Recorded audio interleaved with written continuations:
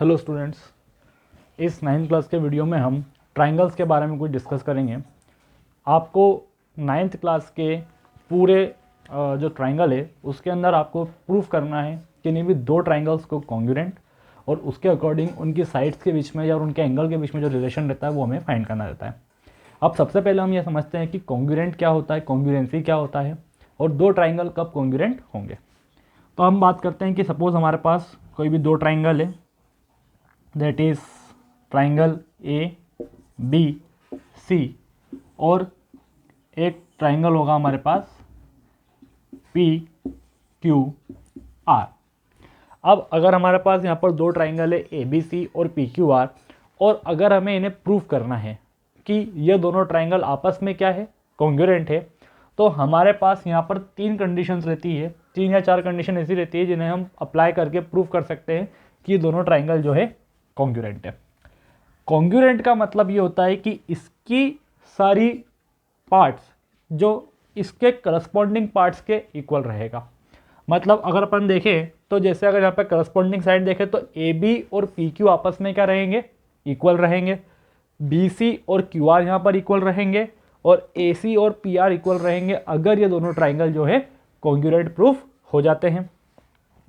तो सबसे पहली जो हमारी कंडीशन है वो है हमारी एस एस एस कॉन्ग्रुएंसी।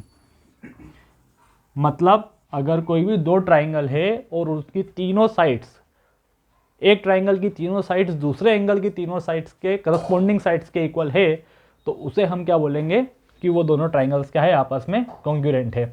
जैसे ए बी अगर हमारा पी क्यू के बराबर हो जाए, बी सी जो है वो क्यू आर के बराबर हो जाए, और जो ए सी है वो पी आर के बराबर हो जाए, तो इससे ये प्रूफ हो जाएगा कि ये दोनों ट्राइंगल आपस में कॉन्ग्रुएंट है। दूसरा होता है side angle side congruency.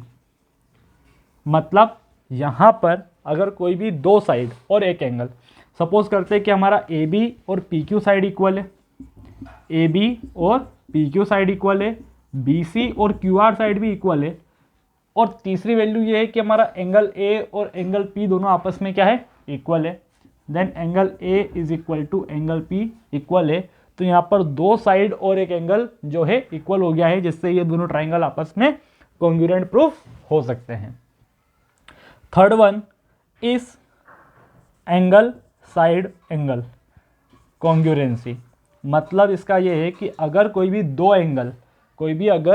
Angle और एक साइड इक्वल हो जाएगी तो यहाँ पर क्या होगा, उससे ये दोनों ट्राइंगल आपस में कॉन्ग्रुएंट प्रूफ हो जाएंगे। जैसे अगर अपन बात करें कि कोई भी दो एंगल ले लेते हैं, दैट इज एंगल ए और एंगल पी बराबर है, एंगल बी और एंगल क्यू बराबर है, और इसके बाद में जो है आपकी कोई भी एक साइड ले लेते हैं, suppose A C and P R बराबर है, A C and P R बराबर है, तो यहाँ पर दो एंगल और एक साइड इक्वल हो गई है, जिससे ये प्रूफ होता है कि ये दोनों ट्राइंगल आपस में क्या है, कॉन्ग्रुएंट है। अब हम इतना जो है इन ट्राइंगल्स को कॉन्ग्रुएंट प्रूफ क्यों कर रहे हैं? ट्राइंगल्स को कॉन्ग्रुएंट हम इसलिए प्रूफ कर रहे हैं क्योंकि यहाँ पर अगर हमें कुछ भी साइड पता ना हो, कोई सी भी पर्टिकुलर कोई साइड हमारे पास गिवन ना हो, तो उसे हम उससे कंपेयर करके फाइंड करते हैं। इसको हम बोलते हैं मैथ्स की लैंग्वेज में CPCT। ये CPCT आपके लिए बहुत ज़्यादा काम आएगा जब हम इस पूरे चैप्टर को करेंगे, तो उसमें CPCT कई बार हम लिखेंगे, जिसका मतलब होता है corresponding part of congruent triangle.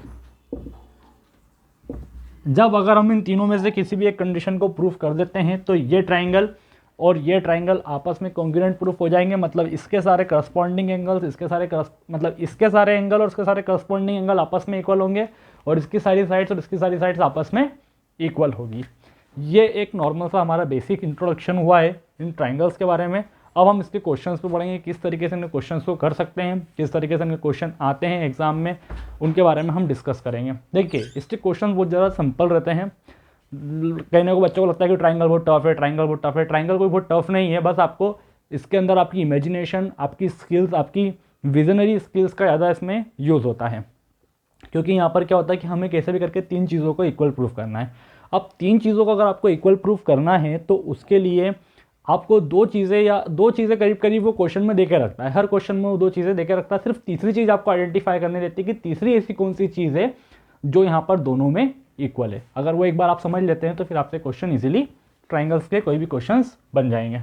तो ये आपका एक बेसिक कंसेप्ट हो गया है। अब इसके बारे में हम आगे क्वेश्चंस करते हैं।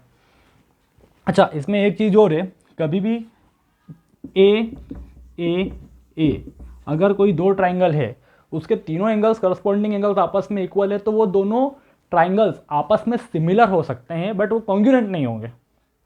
कॉन्ग्रुएंट क्यों नहीं होंगे उसका अपन एग्जांपल समझते हैं।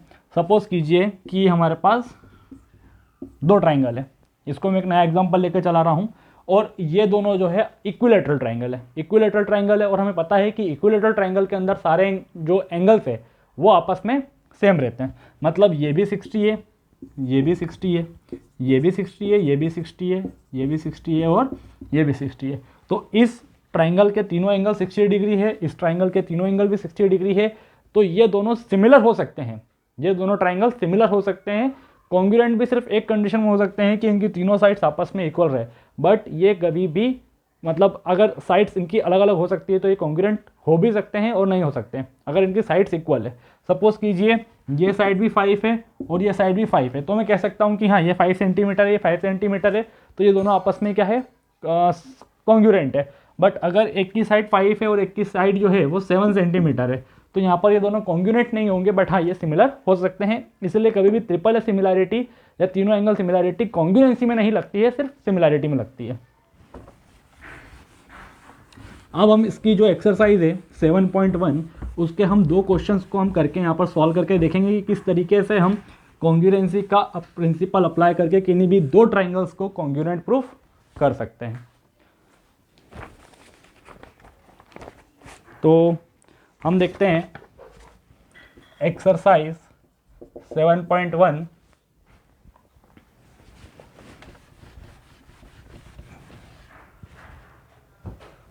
Exercise 7.1 question number 1। यहाँ पर हमें एक डायग्राम दिया है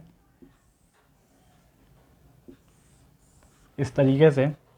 यहाँ हमारे पास हो जाएगा A B C D, ये और ये साइड इक्वल है जो कि हमें गिवन है। देखिए आपको एक लिखने का तरीका भी आना चाहिए। मैं यहाँ पे जैसे बोर्ड पे लिख रहा हूँ उसको आप उसी तरीके से एग्जाम में और अपनी कॉपी में लिखने की कोशिश कीजिएगा।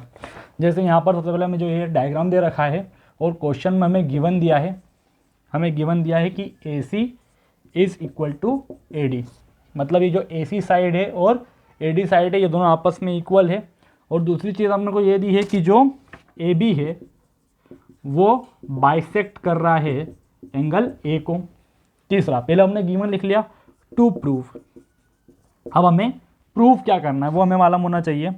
तो हमें प्रूफ करना है कि जो ट्राइंगल ABC है वो कॉन्ग्रुएंट है आपके ट्राइंगल ABD के। हमें ये दोनों को कॉन्ग्रुएंट प्रूफ करना है। और इसमें एक और चीज़ बोली, what about BC and BD, ये हमें पता करना है। तो जब भी हमें कॉन्ग्रुएंट प्रूफ करना हो तो कॉन्ग्रुएंट के लिए हमें पता है, हम दोनों ट्राइंगल्स को ले लेंगे। तो यहाँ पर हम लेंगे in triangle ABC and triangle ABD। देखो अब हमको यहाँ पर दो ट्राइंगल दिख रहे हैं, ये दिखने में ऐसा ABCD क्वाड्रिलेटरल है, पर यहाँ से जब एक AB लाइन गई है तो यहाँ पर दो अलग अलग ट्राइंगल बन गए हैं। एक ट्राइंगल बन गया है ABC और एक बन गया है आपका ABD। तो यहाँ पर सबसे पहला जो होगा वो होगा आपका यहाँ पर जो आपका AC और AD आपस में इक्वल है। अब ये क्यों इक्वल है, क्योंकि आपको रीज़न देना पड़ेगा कि ये क्वेश्चन में हमको गिवन है। अब उसने एक जो बात बोली है कि AB बाइसेक्ट कर रहा है एंगल A को।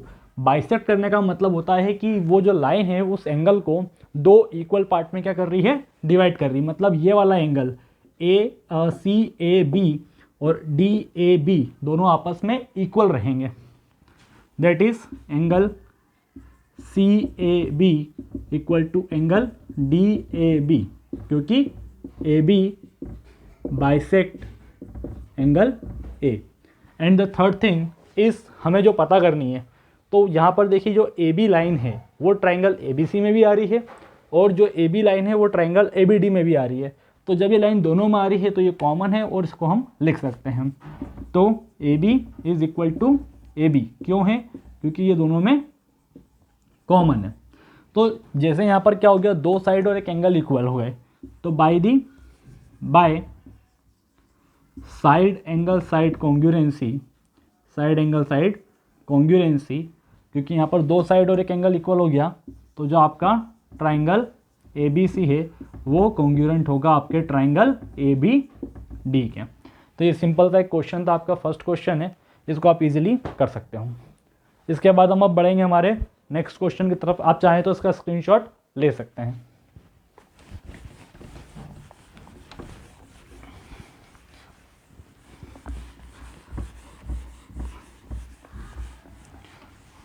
Now we are going towards our next question, that is question number 2। Again हमको एक इसके अंदर फिगर दिया है, यह है हमारा ए बी सी और डी। यहाँ पर बी से डी को मिलाया गया है और ए से सी को मिलाया गया है, और ये एंगल बताया गया है कि इक्वल है, और बी सी और बी डी हमारे को इक्वल बताया गया। तो वापस उस तरीके से हम लिखेंगे यहाँ पर कि जो हमें पहले वैल्यू गिवन है।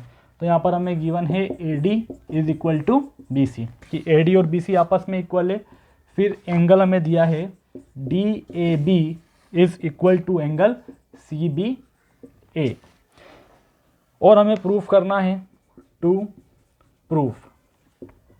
कि पहला हमें ये प्रूफ करना है कि जो ट्राइंगल हमारे पास ए बी डी है वो कॉन्ग्रुएंट है ट्राइंगल बी ए सी के, और बी डी बराबर है ए सी के।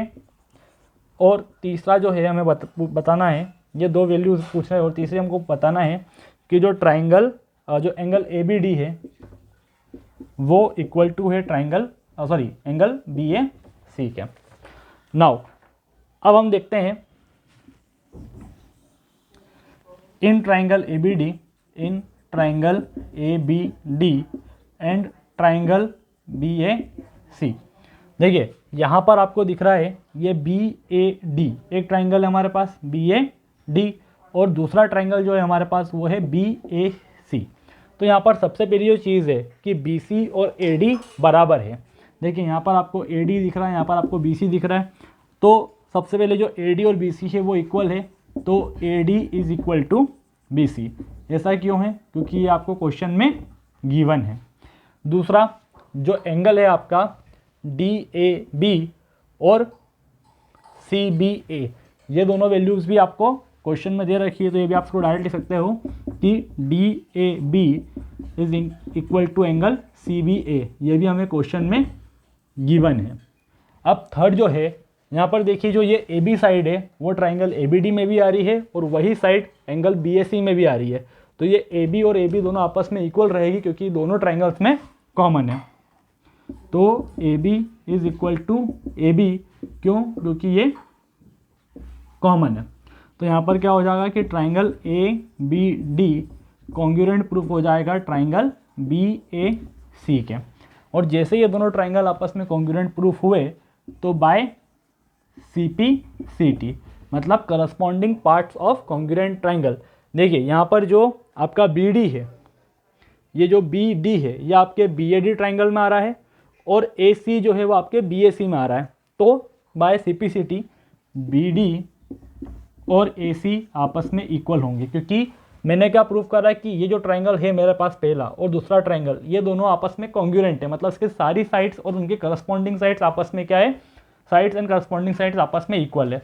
और जब करस्पॉन्डिंग एंगल्स रहते हैं वो भी क्या रहते हैं, यहाँ पर इक्वल टू रहते हैं। तो यहाँ पर डायरेक्ट लिख सकते हो कि angle A B D is equal to angle B A C. इस तरीके से आप क्वेश्चन को कर सकते हो। अगर आपको इन क्वेश्चंस में किसी भी टाइप का डाउट है तो आप नीचे कमेंट करें, और इसके अलावा भी आपको किसी और चीज़ में जो डाउट आ रहा था मुझे कमेंट कर सकते हैं। Thank you for watching.